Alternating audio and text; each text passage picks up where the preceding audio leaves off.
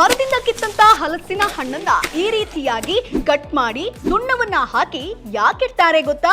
ಇದರಿಂದ ಸಾಕಷ್ಟು ಬೆನಿಫಿಟ್ ಕೂಡ ಇದೆ, ಹೇಳ್ತೀವಿ. ಅದಕ್ಕಿಂತ ಮುಂಚೆ ನಮ್ಮ ಚಾನೆಲ್ ಅನ್ನ ತಪ್ಪದೇ ಸಬ್ಸ್ಕ್ರೈಬ್ ಮಾಡಿ. ಸ್ನೇಹಿತರೆ, ಚೀನಾದ ಜನ ಮರದಿಂದ ಕಿತ್ತಂತ ಹಲಸಿನ ಹಣ್ಣಿನ ತುದಿ ಭಾಗಕ್ಕೆ ಸ್ವಲ್ಪ ಸುಣ್ಣವನ್ನ ಬಳಿದು ಇಡ್ತಾರೆ. ಅಂದ್ರೆ ಇಲ್ಲಿ ಅರ್ಧ ಹಣ್ಣಾಗಿರುವಂತ ಹಲಸನ್ನ ಆಯ್ಕೆ ಮಾಡ್ಕೊಳ್ತಾರೆ. ಇದರಿಂದ ಏನ್ ಉಪಯೋಗ ಅಂತ ನೀವು ಕೇಳ್ಬೋದು. ಇನ್ ಕೇಸ್ ದೂರದ ದೇಶಕ್ಕೆ ನಾವು ರಫ್ತು ಮಾಡಬೇಕಾದ್ರೆ ಈ ರೀತಿಯಾಗಿ ಮಾಡಿಟ್ಟಂತ ಹಲಸಿನ ಹಣ್ಣುಗಳು ಬೇಗ ಕೊಳೆಯೋದಿಲ್ಲ, ತುಂಬಾ ತಾಜವಾಗಿರುತ್ತೆ.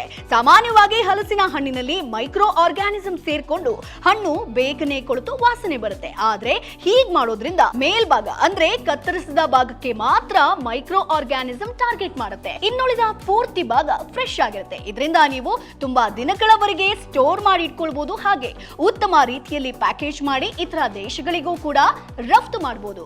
ಕೃಷಿ ಬಗ್ಗೆ ಇನ್ನಷ್ಟು ಮಾಹಿತಿಗಾಗಿ ಈಗಲೇ ಫ್ರೀಡಮ್ ಆಪ್ ಅನ್ನ ಡೌನ್ಲೋಡ್ ಮಾಡಿ.